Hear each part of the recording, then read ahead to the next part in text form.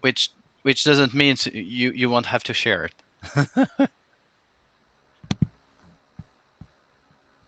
So I'm going to share my screen.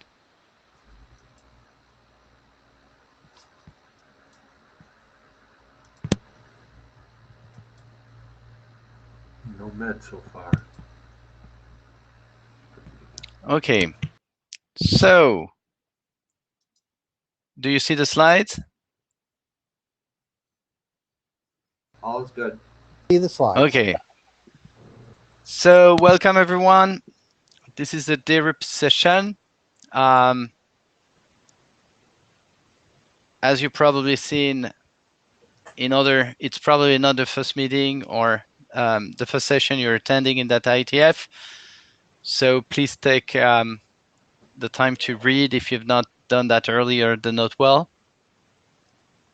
And if you did not expect this session to be the RIP, then you're in the wrong session. I assume you've read it. So basically where we are into that working group, I'm just gonna go through the working group status, and then maybe I'm gonna ask the AD if they have anything to ask, and then we'll probably move to the presentations. So where we are now, so we had a requirement draft, which has been sent to the ASG. And now we're heavily working on the architecture draft. And I expect this session to be the one closing the, this working group last call. We'll probably have to go to, since we had a lot of changes, we might redo working group last call. But this is clearly the goal of this session, is to close this this document so that we can ship it. Then once we have those, I would call them preliminary documents, we can focus on the solution space, and we have an RID document. I think that's a pretty important one in that working group. It already has had some IoT and SecDir reviews, I guess, but as far as I've seen, they are not. We need some probably additional reviews. So, and we also have the auth document, so which is also one document that we should ship. Relatively in a relatively short delay once the architecture document is going to be sent. And then we have one document that is related to the registries, and this one needs to be adopted once but that does not prevent us to make some progress. Currently, I think we should get focused on architecture, RID, and authentications before we move to the other ones as working group documents. So a big change, I would say, with that working group is that we didn't have as many interim meetings as we used to have. I'm just wondering if anyone has wants to share if you think that more interim meetings would be needed, if they are useful to make the work progress, or if we're fine to do as we are doing on the mailing list. So if you have 2 minutes to say something around this organization of the working group, and then I will ask our AD, Eric, if he has anything to say. So Adam, please go.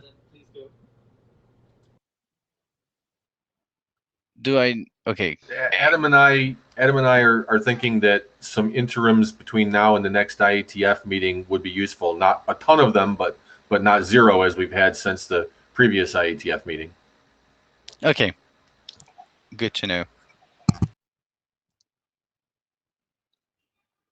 Bob, yeah, I mean, we're not so many people here, so I mean, don't. I mean, you can take the Yeah.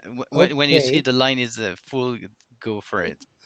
Uh, ASTM is working toward a face-to-face meeting on oh early October. So if we should be working at having the RID and the auth document well in shape for early October for us interacting with ASTM.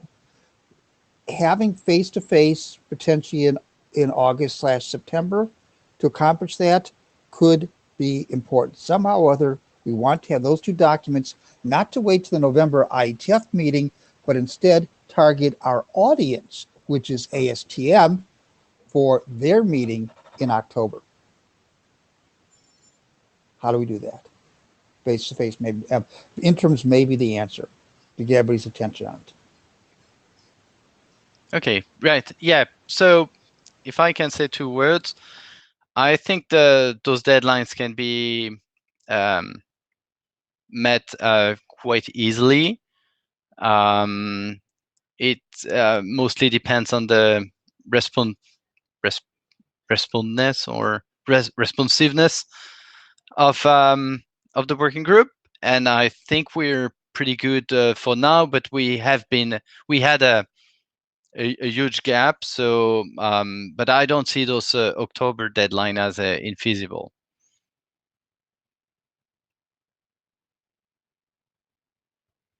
But that's good to know. We have those deadlines. Shuai? Here. I also believe a interim is going to be very useful. In terms of the architecture, we have been quiet for so long. Then get all the comments last month or so. Even though we give this feedback update, there will be no time for others to review. So I'll believe that that will be definitely useful. The second thing I really want to say is I feel like there's a repeated work when we uh, do work in GitHub and the mailing list. Because in the GitHub, the comment we have not public, right? Not everybody actually have the access or to comment. Only a closed group people, either author or chairs, has access to it. Then in order to get a moral comment feedback with the mailing list, I have to actually compile a different mailing thread um, in the mailing list. So it's kind of repeated work. So it's also hard for authors and whoever commented to reply, and they have to close in both places. So I don't have a really good solution. Either we make the GitHub public, everybody, and whenever we have a comment, we refer to the GitHub link of the PRs, or we stick to the mailing list. Just my preference is So we keep it in one place. yeah, so I mean the GitHub is public, but it doesn't mean that every people look at these issues. Um, I know that in some working groups, we have the bunch of issues that is regularly be sent to the mailing list. To be honest, I haven't found out how to configure that. So if anyone can That would be let me nice. know how to do that, that would be nice. Would it address which the concern you're raising? Yeah, yeah, of course, yeah. I mean, if either we stick to one place or we can link to the mailing list and to the GitHub. Either way, so Okay. then we have one place for all the problem. Okay. So I will need to ask some help. So anyone here in this working group is very familiar to GitHub. I can give a hand. I know Carson or Hank. I don't think they are in the call right now. They actually Okay. has I think have like a script to make that work. They already some of the group are already using that. Uh, Yeah, yeah, yeah, yeah. you can ask I for think them. it's just okay. Okay, I will. I will ask some folks how to do that and make sure it's going to be working. Eric?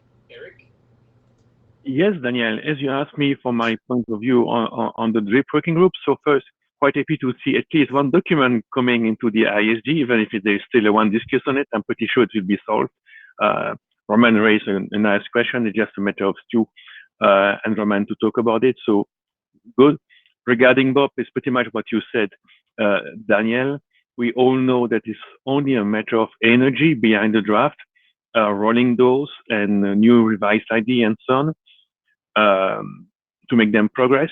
So it really depends upon this working group. And the other part, the point raised by Shua about the GitHub, that's an issue that many working groups are facing. That's a concern of mine because normally this is the mailing list that is the official media. This is where the consensus needs to be reached. Of course, nothing prevents authors and editors and everyone to participate on the issue tracking of the GitHub. But don't forget the consensus is basically made on the mailing list. So the balance is not easy to reach, and we need to work on this in working group by working group, audience by audience. Some audience are more used to GitHubs, some are less. That's all I wanted to say here. Happy to see this working group going forward, and maybe we need some more interims if we want to get some October deadline, even if they are not IETF deadline. But I understand that other SDOs are important. Okay, good. I've taken the point. So the agenda. Yeah, we probably need someone to take some notes now that I'm thinking about it. Daniel, I just want to say one thing before we move on. I just pulled up the DRIP working group repository in GitHub. The Arch document is indeed private. Shuai is correct. It is a private group. You have to add people manually to it. But we'll discuss it off list or off okay. on list. So continue. Okay, right. So looking at the agenda, I'm asking if anyone can take some notes. We would like to have maybe a minute taker. I'm not sure we need a jabber one, but a minute taker would be good. And as soon as we have a minute taker, I will give the floor to Bob.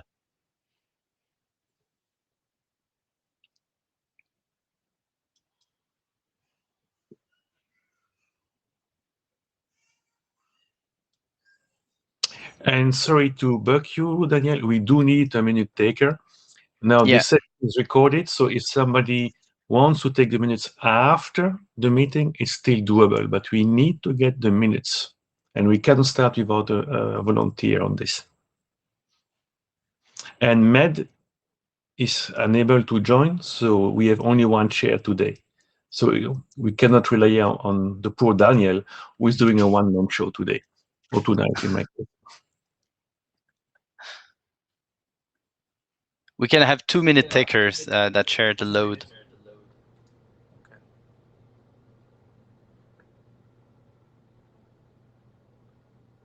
Daniel, I can do it if somebody can take notes when I present.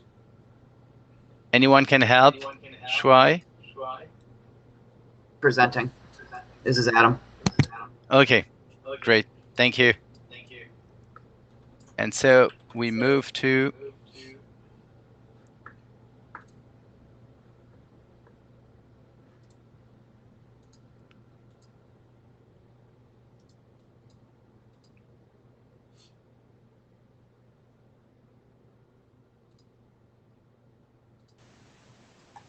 Okay. Greetings. Am I coming through clear? Yeah. Good.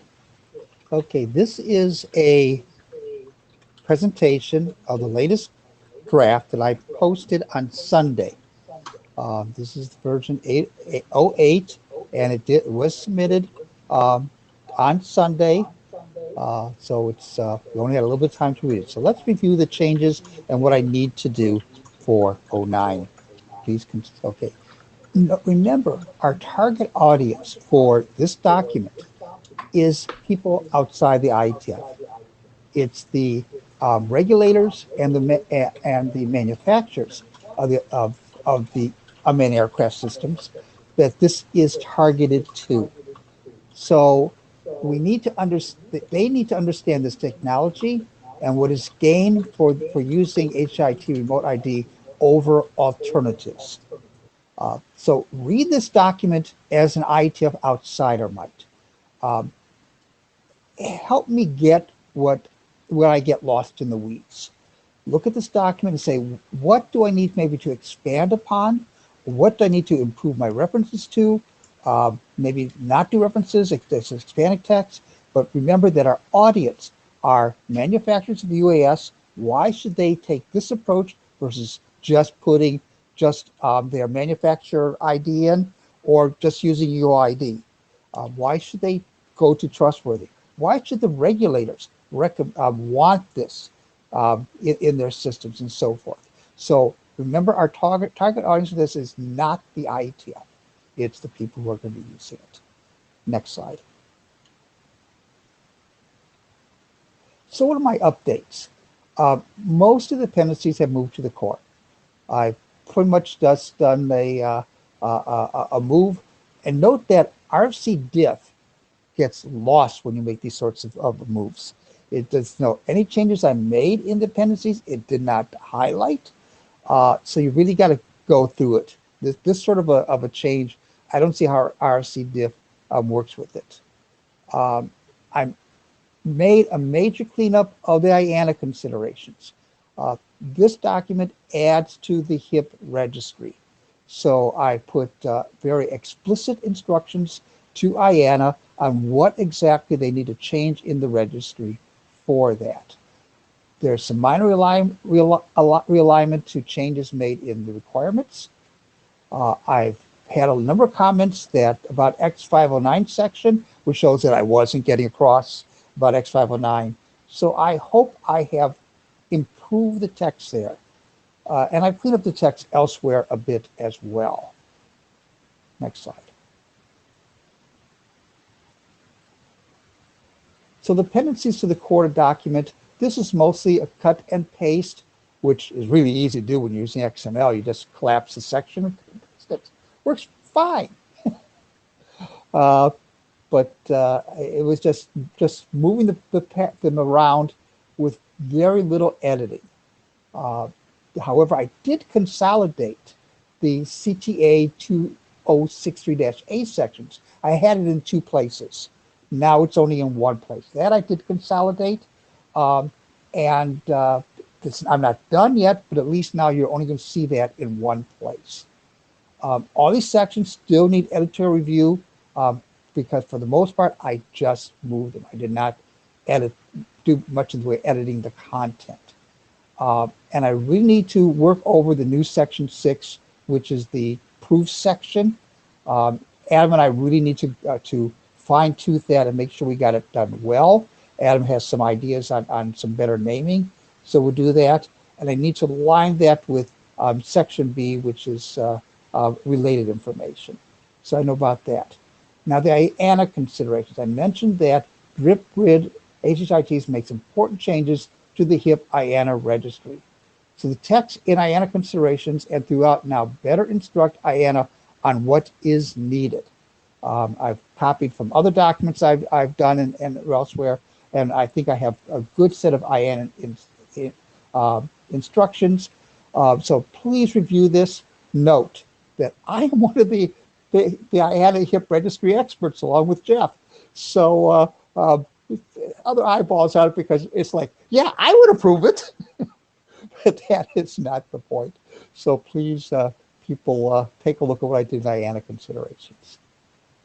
EDDSA, it's still a draft. For those who are on SAG yesterday, Ira posted that in the post-quantum workshop, NIST post-quantum workshop in June, NIST did say, oh, we're sorry for the delay. We expect to get this done soon. And this is important because we are using EDDSA We're pointers to it for IKO in their digital identity, and we'll go into their certificate policy. And they don't want to reference an RRC. They want to reference a FIPS document. So just so that you know that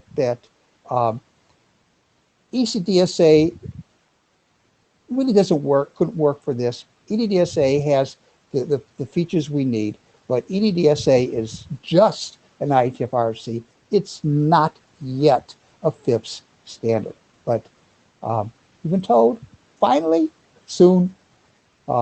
And it does affect IKO work and in their certificate policy, and where this also plays it. Next. Expanding the X509 comparison. Comments made it clear that I was not clear. Hopefully the text introduction is better now. Look at it, see how you read it and what you get out of what I say. I do not want to labor the point, as this is a document on RID using HHA, not X509. But note elsewhere in the UAS UTM ecosystem, X509 certs are important, so there will be a connection some way or another. And this may mean either some additional work, either here or in a separate draft. I really enjoyed the Danish BOF, and there might be some interesting things we can pull off with Dane for what we need to do. But that's TBD. But again, look at what I've done. Do you understand what I am trying to say? So what needs to be done? The DNS examples in the draft. Do you get what I'm trying to say? Does it make sense to you? Is this a reasonable way to do it? The hits as the 602.063 numbers. Adam says he has a Python script almost ready for me, and it's almost working, so I'll need to get that from Adam and see how it works to see if I can then have examples to put into this section as a result. So stay tuned on that. I don't have to ask him to do the Python, as Adam has him busy off in one of his many corners helping me out here without bothering to tell me. Thank you, Adam. I'm looking forward to getting that Python script. But look for other things that you see that I need to do. Next slide. And I really need to tighten up the proof section or loosen up with more text. And people need to understand this. But there's also a question, how much of this belongs in the RID document now that we had Adam's auth document? Does this section really belong in RID, or do I reference the auth document and we rip almost all of this out of the RID document? That's an important point in conversation, and I want comments and feedback and guidance on that before I spend a lot of time improving this section. And there's some other things I need to fix and expand, and like it would. For those of you who have not been noticing hints that Stu, Adam, and I have been making, ASTM is now invalidating on version 1.1 of the remote ID standard. This will almost for sure come out still this year, so we F3411-21. How long is it going to no? If we go right through the balloting, right, and we don't have to reballot, it could come out very quickly. When it's published, you'll see that I have to make changes in the RID document, and Adam's going to make changes in his auth document to match up with what we were able to get them to do. We didn't get everything we wanted, but we got enough of what we wanted. Magnus made some comments in his sector review about some things, and Adam has given me some Python scripts. Do I put those Python scripts right in the document? The HCA Gen Python script is 249 lines long. Do I put that right in the document, or do we put that in GitHub with some pointer? How do we handle something like that in our documents now? So that's more for our AD and our chairs, how they want to handle. Adam also has a collision resistance script that we've used. Magnus asked about the second pre-image attack. I haven't seen anything good in the literature about that. And all we've done, if we can't generate collisions, hash collisions, what's the chance of getting second image attacks? So, but that's that part. So what do we need to do for that? Do we put these scripts in the document, which would blow the document up a lot of pages, or do we put them on the GitHub, and do we reference them in the GitHub? Guidance, please. The next note about HITs to CTA numbers, Adam says he's got something for me, so we can extract it. I have to work on it, but I don't have to ask for help other than Adam getting me the script. There are a couple other things in the sector review that I need to take to the CFRG list. There's the hash size discussions, and a few other things. These are 20-year-old issues. What does a small hash mean? What do the collisions mean? And it gets also then to the registry, that how we're counting on the registry to eliminate duplicates and to defend against the second image attack, somebody actually being able to pull it off.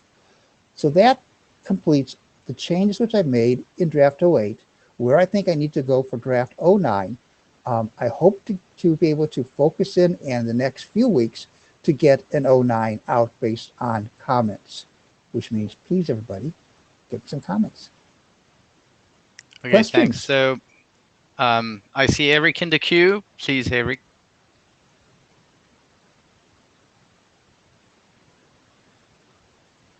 Thank you both for the summary there and the update.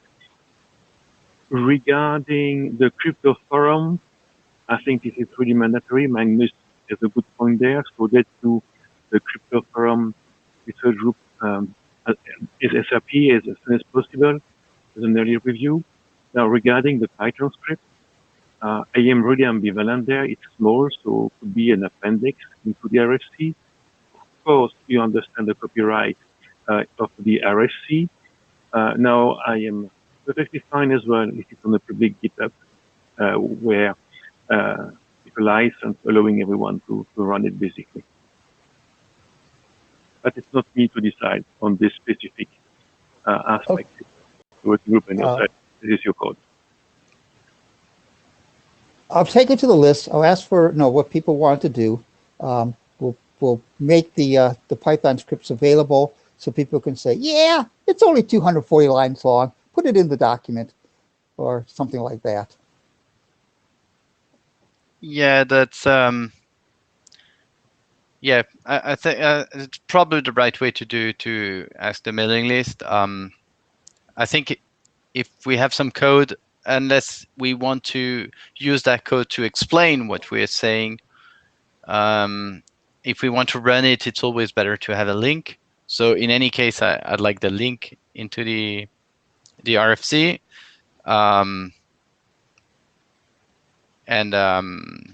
Well, that's it. That's how we want to use it. Regarding a code of 1 mega, did you mention? So 200 line is fine. Is the doable? Larger codes might be a little bit tricky. I don't know how big Adam's other scripts are. Adam will have to speak up because he hasn't given me those other scripts. I just he's done the work for us, and it's just the one that he's given us. So I'll have to see how big they are. Yeah, the script that he did is that we ran through, was able to run through 1 million HIT generations and determined that there were no collisions within that 1 million generated. So we're not getting any hash collisions in a population that size. That was what that was about. And that's partial answers to Magnus's question. So next, I think it's we can go to the architecture document. Shuai, do you want to present?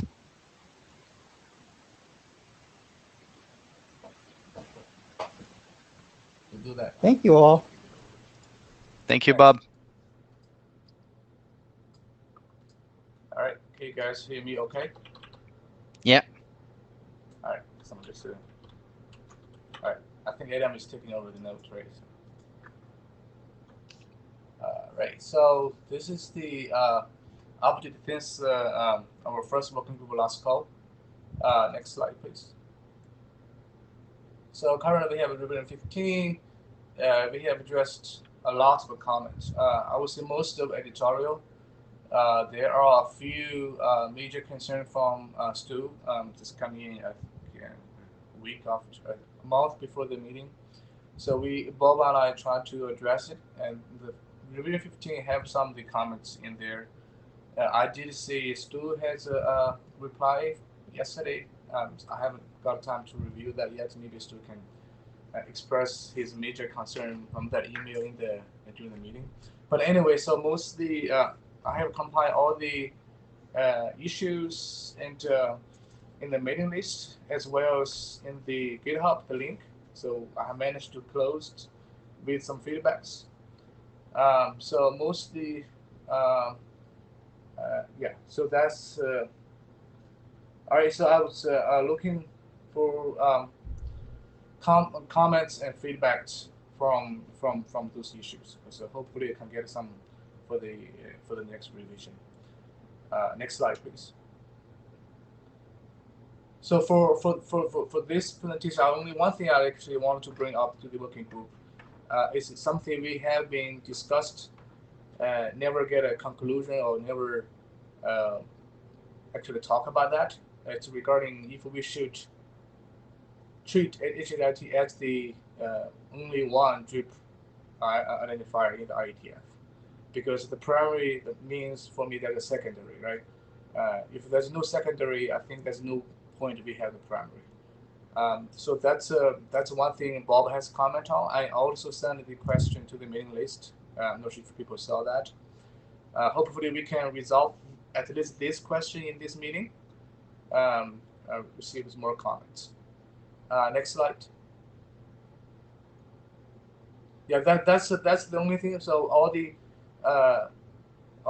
feedbacks, comments in the mailing list and GitHub. So please go there, look at it. If the improved text has addressed your concern. So maybe we can go back to slide 3, see if we can at least solve this problem regarding if HIT is actually the primary one or which is the only one in IETF. Bob, so I'm wondering. Yeah. So please explain what are the pros and cons and where the discussion is, so we can have maybe I some will take feedback. discussion to the list on this. It's again my position that our audience is the UAS regulatory community. The IETF needs, in my highly biased opinion, needs to speak out as a voice to that community.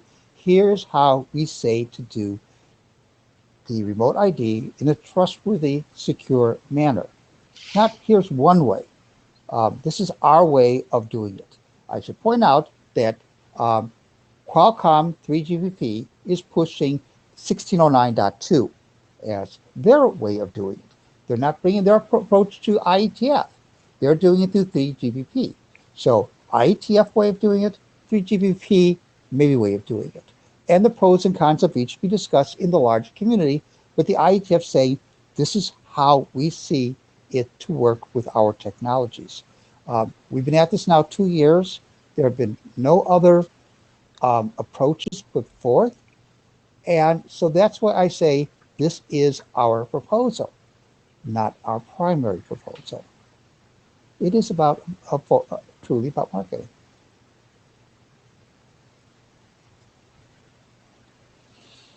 Yeah, so I think the debate was that because it's an architecture document, it might be sufficiently generic to be reused by potential other solutions.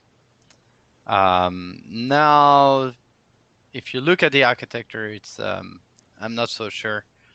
I mean, if we were to come with another solution,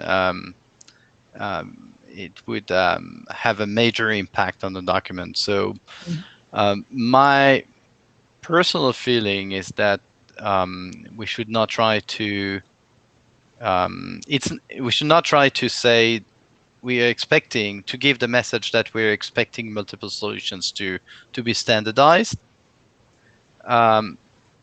It's not that we're really closing those solutions, but if another solution is coming, yeah, it might be integrated in a document that specifies how it's going to be integrated to the current heap, or if it's going to replace it completely or whatever. But so, yeah, I am sort of thinking that we should not try to open the door to something that is not necessary to be open. Look at the MLS architecture. The MLS architecture shows the architecture for their proposal with the requirements. At one time, they actually had 2 different proposals on how to do it. They selected one, and the architecture is for the one they selected. Adam, you want to say something? Actually, Stu here because I'm sharing a computer with Adam. I just want to mention that the impetus for the creation of the DRIP working group started with my coming from the aviation community and going to Bob because I happened to be familiar with his work with HIP and such like, and I felt that a host identity tag was an eminently suitable identifier. And in the 2 years that it has been, no one has stepped forward with another one. And I fully agree with Bob that we should not weaken our position in dealing with other standards development organizations and regulators by obviously hedging our bets. We've got one on the table. It's the only one anyone has come forward with. It's eminently suitable. Let's just say so. So on this one, why I do not disagree with you, Stu. There is one thing that is important in IETF is whether the charter is defined one solution or multiple solutions. It's really important to respect the charter, or we need to respect the or recharter the working group. Everything is possible, right? But it's really important, and if we don't follow it, it will cause problem later in the process. And now, one thing to remember the IETF, as soon as the document is adopted by an IETF working group, it's no more a document for ASTM, it's a document for the working group and later by the IETF community, right? So don't forget this. Now, those 2 things are not incompatible, right? But just we need to take care of this. Yeah, so I can have a look at the charter right now, but I don't see this as going fundamentally against the charter. Then that's perfect. So let me check.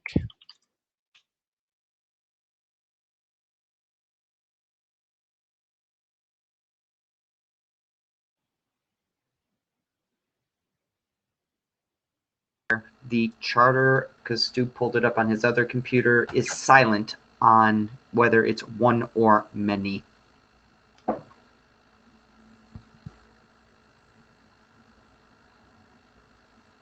So that's the requirement.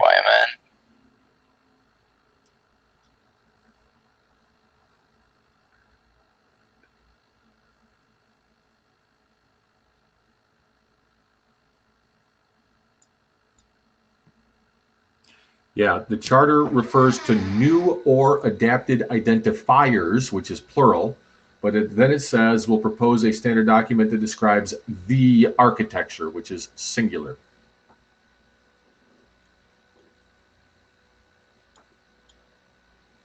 Yeah. So let me ask a question. Who is willing to? Who thinks that secondary is should be? Because I'm only hearing that secondary is primary is not so much needed. So do we have anyone that is pushing for having secondary?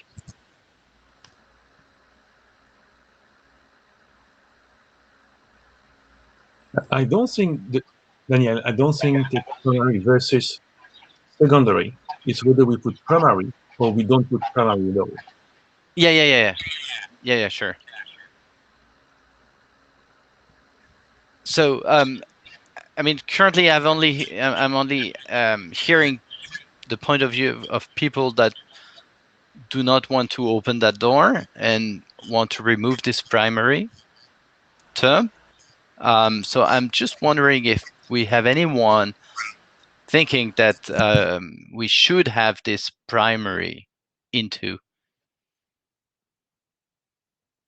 being mentioned, because it looks like it's a controversial term.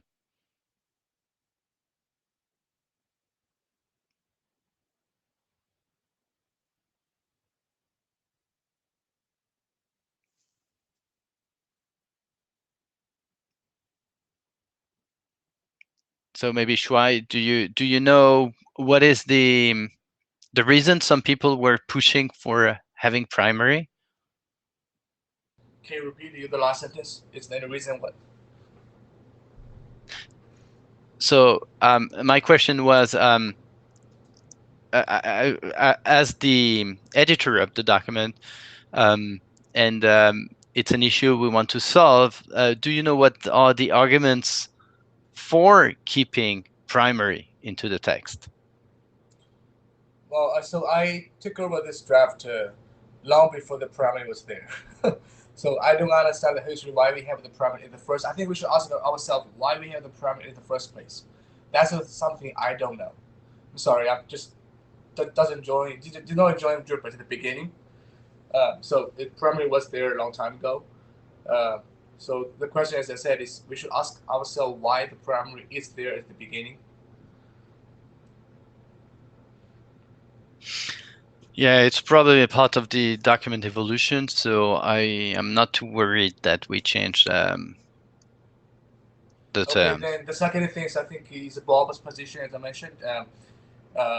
It has been 2 years, as we discussed. Stu also has expressed his opinion that we haven't seen a second solution on this issue. So I would just drop it. Okay, that's fine to me.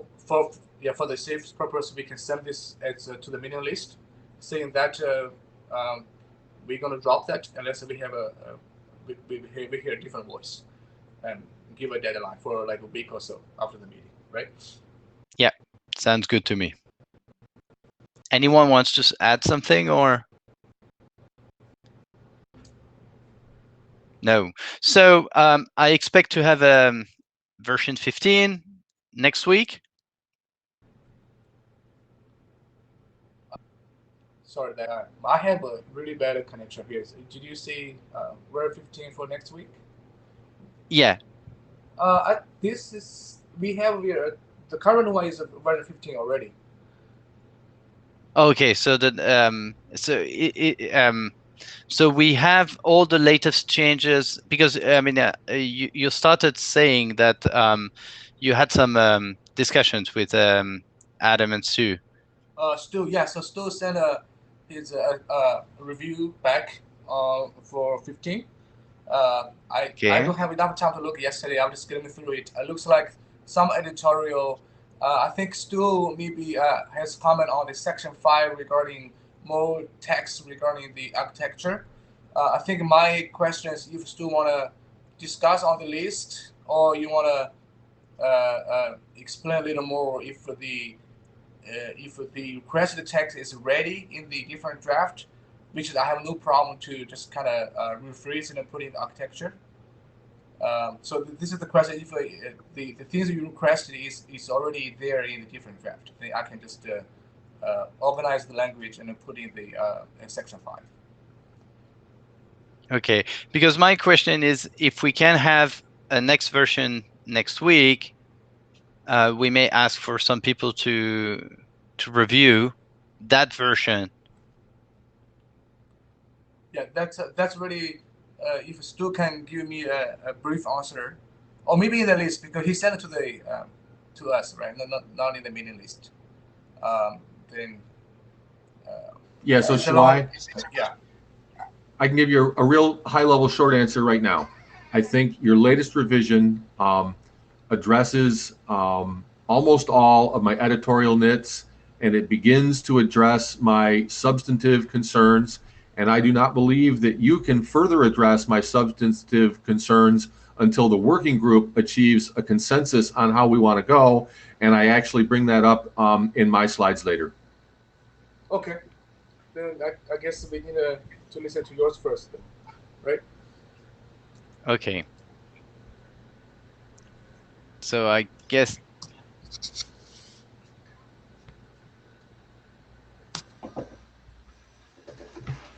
Okay. You want me to go there next? Sure. Great. Yeah, sure. Okay. So I called this requirements and related issues. Next slide. Okay. So these are the 1, 2, 3, 4, 5, 6 things I want to briefly talk about. We're doing some interoperability testing, some functional demos. ASTM is revising their F3411, as Bob alluded to. We have a discuss, and I'm hoping that Eric can get Roman to join us to explain his discuss.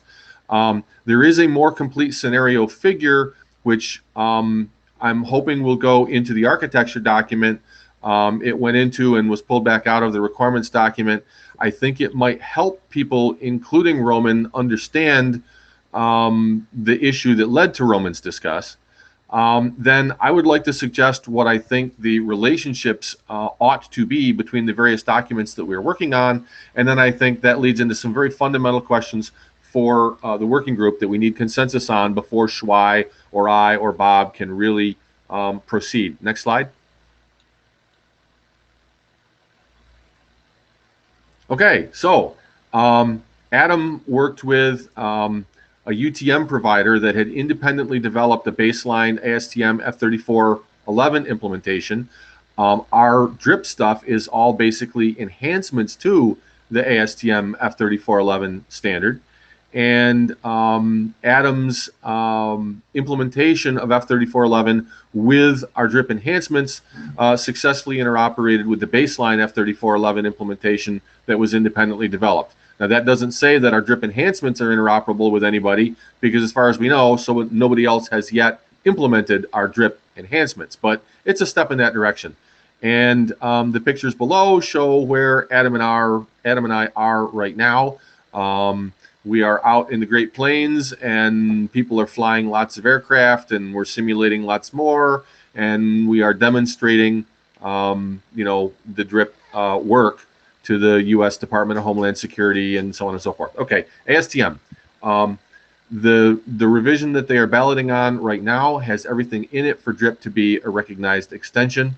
The UAS ID that is in the basic ID message, there were formerly 3 types, and we were asking for type 4 to be allocated for DRIP. They did not do exactly that, but they did something that works out nearly as well. They created a type 4, which is for a so-called specific session ID, as opposed to the type 3, which is a UTM system assigned ID. And then there will be subtypes of this type 4. And subtype number 1 in ASTM F3411 draft is IETF DRIP. Subtype 2 will be from IEEE. And then there can be other subtypes. The only cost to that is that the subtype index chews up one of our bytes. So the 20 bytes that we used to have for our identifier are down to 19 bytes, which still we fit an HIT at 16 bytes comfortably within that. And should somebody someday actually step forward within IETF with another proposed DRIP entity identifier, great. We've got 3 bytes that we can use to demultiplex between HITs and whatever they come up with. Then the authentication message in the ASTM standard, they've added a type 5 called specific authentication method, which is very similar to the type 4 specific session ID. This allows for numerous authentication formats to be devised, and Adam is expecting that we will want to register probably 4 subtypes for DRIP authentication. You know, a type for a certificate, a type for a signed message, a type for this, type for that. The other thing that I want to mention while we're talking about the revision of this standard is that the FAA, which admittedly is only one of the civil aviation authorities in the world, but it's one of the major ones, they know they need help with session IDs. And we are hoping that we can submit our DRIP documents as so-called means of compliance, so that the FAA can say, oh yes, this is a way that we, the FAA, accept as a way of securely managing, issuing, and so on, session IDs. So anyway, the balloting is in progress right now on the revised standard. I just voted for it today in my ASTM hat, and the ASTM means of compliance draft is currently in review by the FAA. Any questions on this one before we move on? Okay, I don't great. see the queue, so if anyone has a question, please. Yep. Okay, so next slide then. Okay. Roman made a number of comments, and he also lodged a discuss. Wait, And to interrupt you on this one, Roman just joined the call. Yep. Thank you. So rather than me talk about that, perhaps Roman could step up to the microphone and explain his discuss.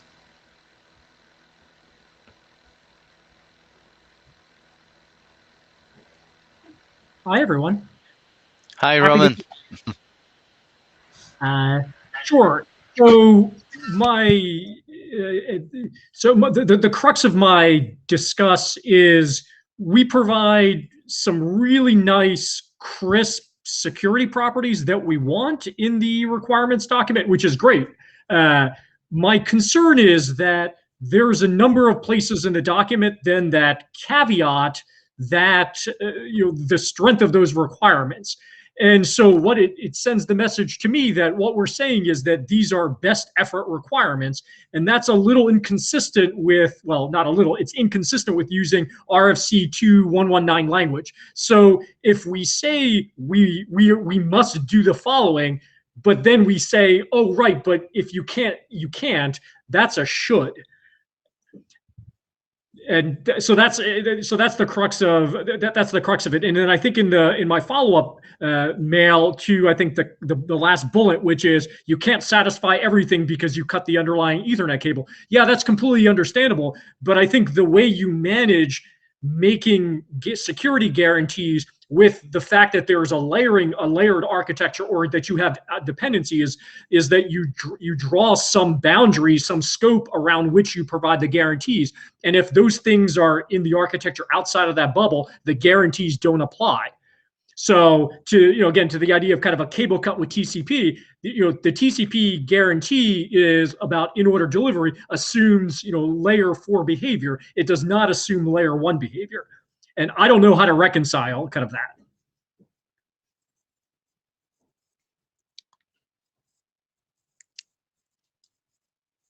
Yeah, so probably should. Med is the document shepherd for that one, so I can. It's not nice to do that to my co-chair, but so I haven't been following those discussions very closely. For sure, I tend to agree with Roman saying that we cannot have a must with exceptions, and it's something I really see well into those documents. Is there anything blocking on your point? Is a should having a should? Is it something? Is it going to be the end of the world in the requirements? I'm asking that to Adam, for example. Adam or Stu or Bob.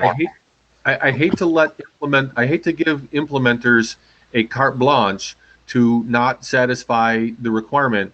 I would like to somehow work out language that makes it clear that, you know, when a particular link is present that allows this to be done, then you indeed must do it. But that link indeed will not always be present, and so you are not being required to do it when it is physically impossible to do it. And so I think that Roman's position and mine can somehow be reconciled with appropriate language, because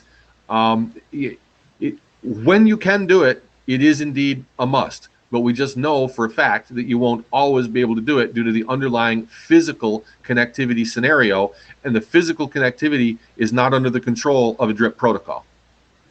And that's, I completely agree with you, Adam. That's perfect what you're saying. So if you can provide language that more tightly draws the boundary around what is DRIP and what DRIP, you know, relies upon, that would clear up my concern. Let me take a crack at it. I've been through this with Roman on other things. I know where he's coming from, and so see what I can do to help Stu out with the language nuances. Roman and I have been around this particular merry-go-round a number of times.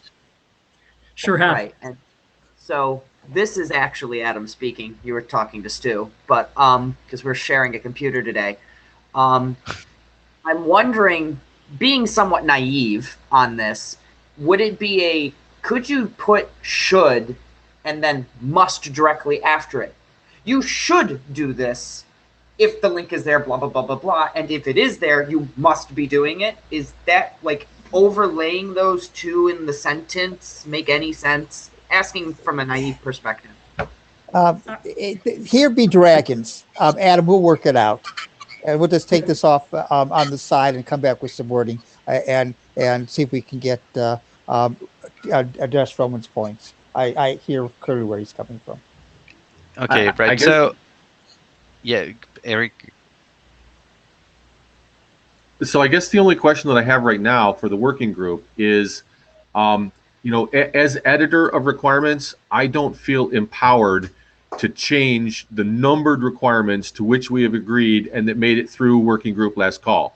I feel empowered to make clarifications in the supporting prose text, right? So what I would like to know is it the working group's consensus that I can, you know, in cooperation with Roman and Bob and so on, tweak the wording of the numbered requirements to clarify that musts are musts when they're physically possible given the lower layers, and they're not when they're not physically possible given the lower layers. I don't think that's doing violence to the intent of the numbered requirements, but I would like clearance from the working group to do so.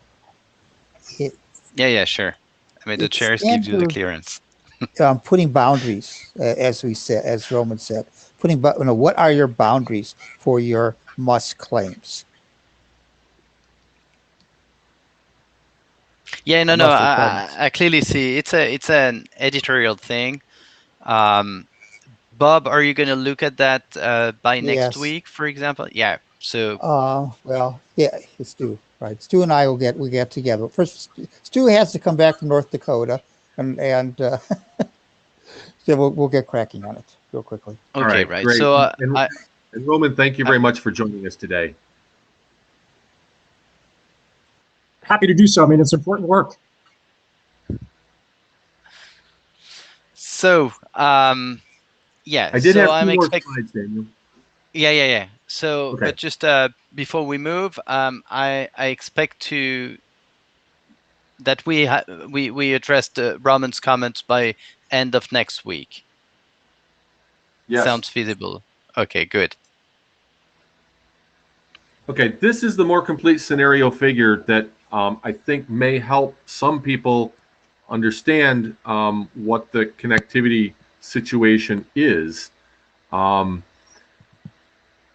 The thing on the left in a box is the UAS, which has two boxes inside of it, the unmanned aircraft and the GCS. And there's a C2 link between the unmanned aircraft and the GCS.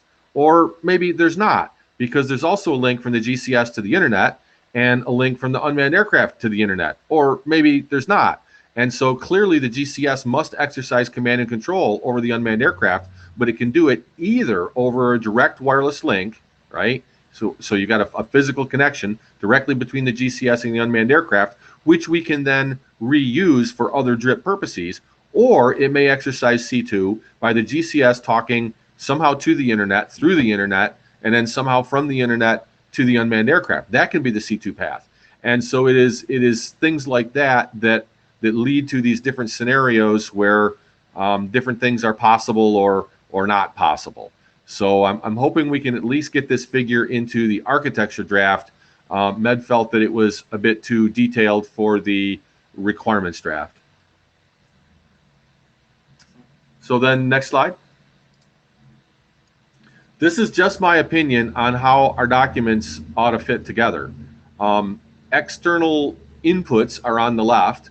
We have regulations from CAAs, and we have another SDO's work in F3411. Those drive requirements.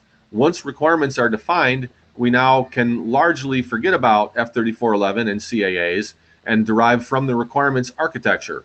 And once architecture is defined, we can then refine the elements that make up that architecture. And we have three key areas. The one that is furthest, the one that is least mature thus far is the registries. And then we have the authentication draft from Adam. And then we have the thing from Bob that is being called a RID draft, but I would assert that everything in DRIP is RID. And Bob's draft is really focused specifically on providing DRIP's entity identifier and using the hierarchical hit to do that. Now, there are other documents that we will produce for command and control and blah, blah, blah. That all, okay. And so here are the fundamental questions we have to address. Shuai's architecture, is this about cyber physical entities in general or UAS only? I don't have an opinion on that, but we need to know which we're talking about. And is it the DRIP architecture or only a DRIP architecture? Again, I don't have an opinion. Should we be using normative language in it? That we've had some back and forth on that. Here's my key issue. We can't, in an architecture document, just list possibilities. We could use apples or we could use pears. No, we must specify what will be used so as to enable interoperability. Otherwise, it is not an architecture. And this mostly is in section 5 at this point. We need to cover not only identifiers and registers, we also have to talk a little bit in the architecture about authentication formats to lead to that other document. On Bob's remote ID, is it supposed to really cover all of remote ID, identifiers, registries, authentication formats, and everything? In which case, why is it merged into architecture? Or is it going to specifically cover identifiers only, which is my belief what it should be? And then is hierarchical hit, we already talked about this a little bit, the DRIP entity identifier or only a DRIP entity identifier? I think we've converged on it is the identifier. What will hopefully become Michael Pelage's draft, which is currently Adam's placeholder draft, is this domain name based DRIP registries, and there could be other kinds of DRIP registries, or it is DRIP registries. Adam, as the current author of the draft, has a preference for it being domain name based DRIP registries because he does indeed anticipate that there may well be registries based upon other underlying technologies, especially as we move beyond just broadcast RID to also network RID.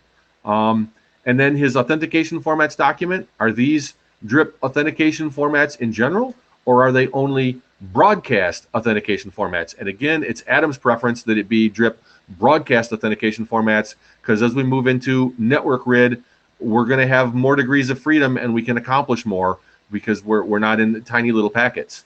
And then finally, we're going to need to come up with a means of compliance document, which is how to use the technical standards to satisfy the regulations. We need to do this at least for the FAA, probably for other CAAs. And the question is, could Bob's draft be tweaked to serve this role as the one area where the FAA admits they need help above and beyond ASTM's work is on the session IDs, which is exactly what Bob's identifier would serve as. So that's everything I've got. Thank you for indulging me. Thank you. So I think we have to conclude that session, but I guess that we have most of the answers to the question you raised. Do you have a specific question we need to address? And if so, I suggest you put that on the mailing list. But to me, we mostly have answered the question you're mentioning on this slide. Am I correct? Mostly, we just need to answer definitively the questions on the architecture document so that that can move forward, and we can do that on the list. Yeah. Okay. Perfect. Thank you. So I think we can conclude this meeting. I'm asking if our ADs, Eric, has anything to say.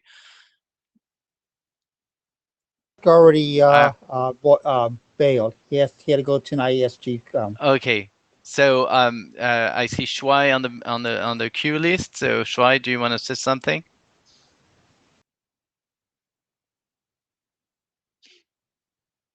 It's probably an old end. So I think we can adjourn the meeting.